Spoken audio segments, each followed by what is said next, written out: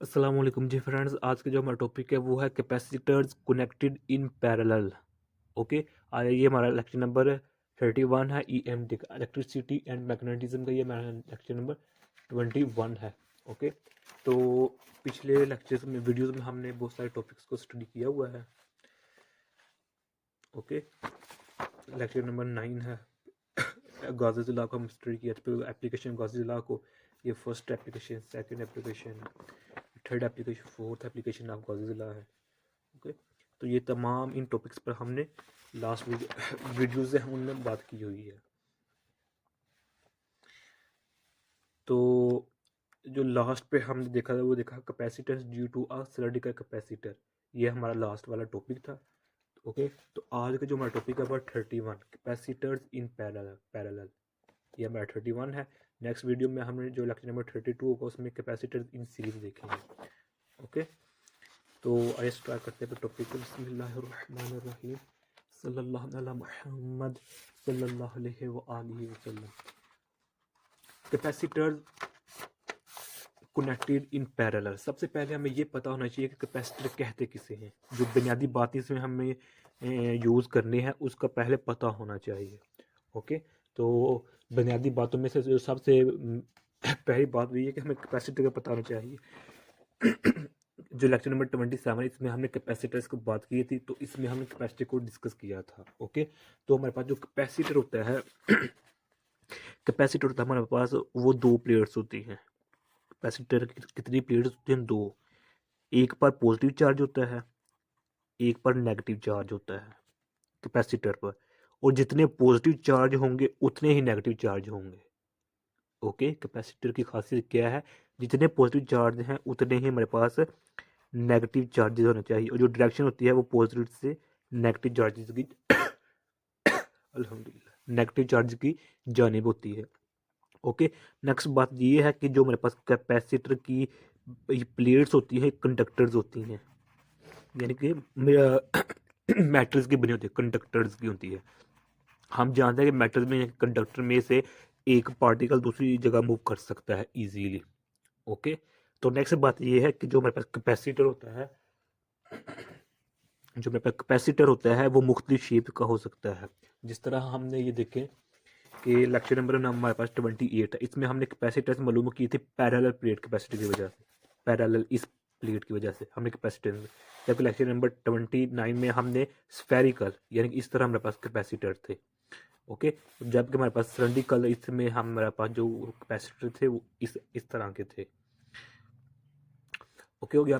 तो अब इसमें की डिटेल में मैंने नहीं जा रहा। अगर लेक्चर पर देखना चाहते हैं तो देख लें, अगर पहले देख चुके हैं समझे तो फिर भी ठीक है।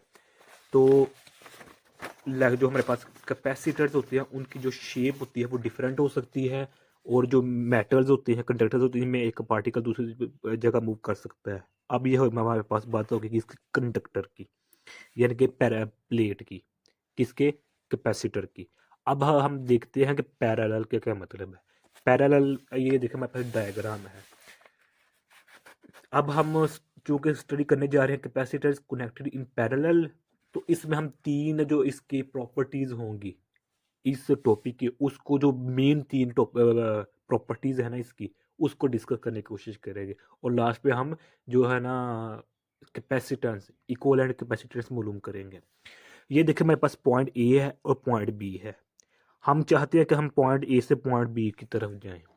ओके, तो पॉइंट ए है जो हमारे पास, इसको हमने कनेक्टेड किया हुआ है एक बैटरी से। ओके, ये मेरे पास पॉजिटिव टर्मिनल है, ये मेरे पास नेगेटिव टर्मिनल है। अब सबसे पहले इसकी जो फर्स्ट करेक्टरिस्टिक्स है इसके कि वो ये है कि इसमें पाथ डिफरेंट पाथ, यानी कि डिफरेंट, कि अगर हम जाना चाहते हैं पॉइंट बी तक तो हम इस रास्ते भी जा सकते हैं, इस रास्ते से भी जा सकते हैं। यानी कि एक ये इसकी खसूसियत क्वालिटी है, इसकी प्रिंसिपल है, इसकी करेक्टरिस्टिक्स है इसका पैरेलल वे में। कि पहला क्या है कि हम यहाँ से यहाँ जाना चाहते हैं तो हम ऐसे भी जा सकते हैं और इस तरह से भी जा सकते हैं। ओके, तो ये हमारे पास पहली करेक्टरिस्टिक्स होगी। अब सेकंड करेक्टरिस्टिक्स को देखने से पहले मैं इधर बताता जाऊँ कि जो हमारे पास ये है, ये डायग्राम ऐसे भी हो सकती है, डिफरेंट वे में भी हो सकती है। इसी डायग्राम को अगर हम लिखना चाहें ये डायग्राम हमारे पास है, ये पॉइंट ए है, ये पॉइंट बी है हमारे पास। ओके, तो ये हमारे पास इस तरह भी हो सकती है, ऐसे भी डायग्राम हो सकती है। ये डायग्राम इस तरह भी हो सकती है। ओके, और ये डायग्राम इस तरह भी हो सकती है कि हमारे पास ये पॉइंट ए है,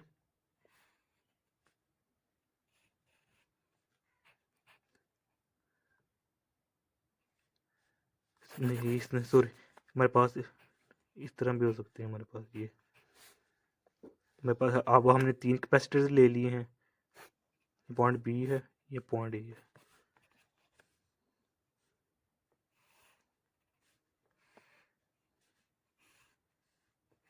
ओके, इनको अब हम बैटरी से कनेक्ट किया होता है। ये डायग्राम इस मुख्तलिफ शेप की हो सकती है, ये भी पैरेलल वे है। मतलब कहने का क्या मतलब है कि जो ये डायग्राम है मुख्तलिफ शेप में हो सकती है। पहली करेक्टरिस्टिक हमने स्टडी कर लिया है डिफरेंट पाथ की। अब जो सेकंड करेक्टरिस्टिक इसमें हम देखते हैं वोल्टेज। क्या वोल्टेज क्या हिसाब किताब है इसमें? जो हमारे पास वोल्टेज होता है वो सेम होता है।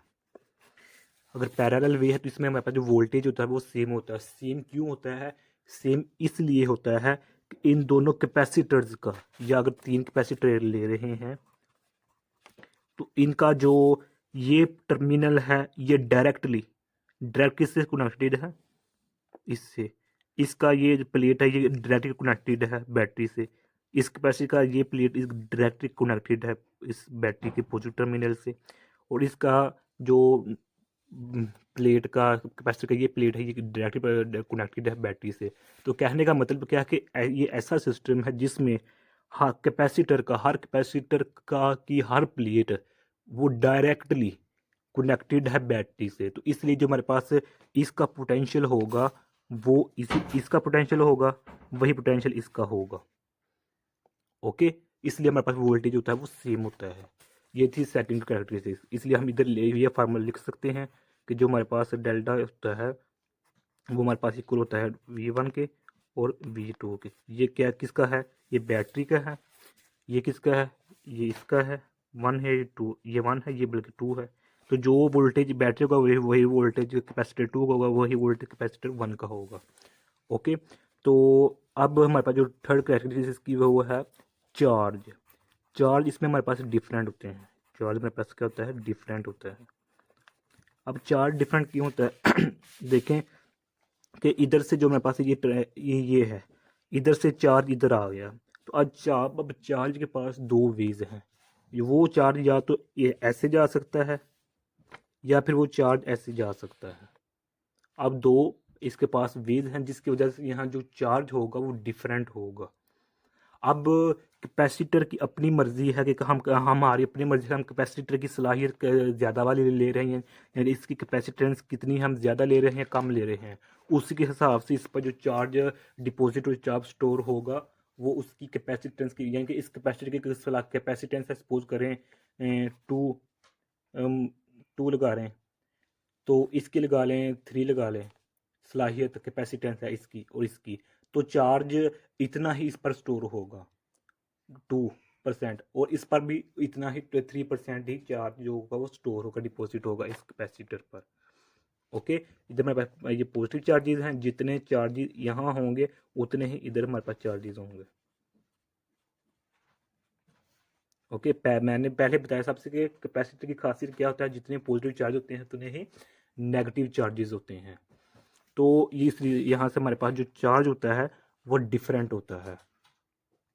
या हम सेकंड वे में ये कह सकते हैं कि सपोज कर इस पर 3 पॉजिटिव चार्जेस हैं तो इस पर भी 3 नेगेटिव चार्जेस हैं। क्यों? क्योंकि कैपेसिटर में एक पॉजिटिव प्लेट होती है एक नेगेटिव प्लेट होती है, तो जितने पॉजिटिव चार्ज इस पर हैं उतने नेगेटिव चार्जेस इस पर हैं। ओके, तो अब हमारे पास ये थर्ड कैरेक्टरिस्टिक्स होगी चार्ज की, ये डिफरेंट होते हैं। अब हम यहाँ कैपेसिटेंस निकालते हैं। हम जानते हैं कि जिस तरह हम जानते हैं कि जो हमारे पास ये इसकी इक्वल है, वोल्टेज सेम है, जबकि जो हमारे पास Q है वो किसकी इक्वल है? Q1 प्लस Q2 के, यानी कि जो हमारे पास इधर से चार्ज जा रहा है वो इस Q1 के होगा इधर और Q2 की इक्वल होगा। ओके, तो इधर हम वैल्यूज पुट कर सकते हैं। जिस तरह हम जानते हैं, ये फार्मूला याद रखिएगा, जो हमारे पास फार्मूला होता है वो होता है Q is equal to CV के। ओके, तो इधर हमारे पास वैल्यू पुट कर देते हैं, इधर क्यू लगा लें, तो इधर V1 लिखने की ज़रूरत हमें महसूस पद नहीं। ओके, इधर हम सिर्फ C1 लगाएंगे, तो इसी सिमिलरली Q2 C2 V2, ये हमारे पास जनरल फॉर्म होता है CV। ओके, तो यहाँ हम वैल्यू पुट कर देंगे C1 V plus C2 V, तो यहाँ से V कॉमन लेंगे, C1 प्लस C2 हो जाएगा। ओके, तो अब हमारे पास इधर इसकी ये भी इसका Q की जगह इधर हम ये पुट कर देते हैं, ये Q है हमारे पास, तो CV ये V से क्या हो जाएगा कैंसिल, जो हमारे पास ये C होगा ये हमारे पास इक्वलेंट यानी कि होगा C। ओके, तो ये मेरे पास क्या है, कैपेसिटेंस है, इक्विवेलेंट कैपेसिटेंस। इक्विवेलेंट कैपेसिटेंस का क्या मतलब है कि जितनी इन दोनों कैपेसिटर्स में कैपेसिटेंस है वो इक्वल है कैपेसिटेंस वन के कैपेसिटेंस टू, यानी कैपेसिटर वन के कैपेसिटेंस के कैपेसिटर टू के कैपेसिटेंस के इक्वल है। यानी कि दूसरे फॉर्म लफ्ज़ हम ये कह सकते हैं कि अगर हम पॉइंट बी से ए से पॉइंट बी की तरफ जाना चाह रहे हैं तो वो जो हमारे पास इसको हम इस तरह कर लिख सकते हैं कि जो हमारे पास इधर कैपेसिटेंस होगी वो CEQ होगी, ये होगी, ये हमारे पास होगी CEQ, और ये किसकी इक्वल है, C1 के, इसके और C2 की इक्वल है, कैपेसिटेंस 1 के कैपेसिटेंस 2 की इक्वल है। ओके, और जितना वोल्टेज और जो वोल्टेज पहले ही सेम है इधर भी, तो हमारे पास वोल्टेज भी इधर ही वही रहेगा, और ये हमारे पास किसकी इक्वल होगा, C1 के और C2 के। ओके, तो ये आज का हमारे था इतना सा टॉपिक था। और इसमें ये भी याद रखिएगा कि जो हमारे पास टोटल कैपेसिटेंस होती है इसकी जो वैल्यू होती है वो इन दोनों के सम करने से ज़्यादा होती है। ओके, इसकी मिसाल के तौर पर इसकी वैल्यू 5, इसकी वैल्यू है सपोज करें 6 तो 11th है, तो इसकी जो टोटल वैल्यू होगी वो 11 से ज़्यादा होगी। सेकंड बात ये है कि जो मेरे पास कैपेसिटर को हम पैरेलल वे में कनेक्ट करते हैं तो इसके में जो चार्ज करने की सलाहियत होती है वो ज़्यादा होती है, किसकी निस्बत, सीरीज की निस्बत। दोबारा फिर सुन लीजिए, कैपेसिटर में जो कैपेसिटर को जब हम पैरेलल वे में कनेक्ट किए होते हैं इसमें जो चार्ज करने की सलाहियत होती है वो ज़्यादा होती है बेनिस्बत सीरीज कम्बिनेशन से।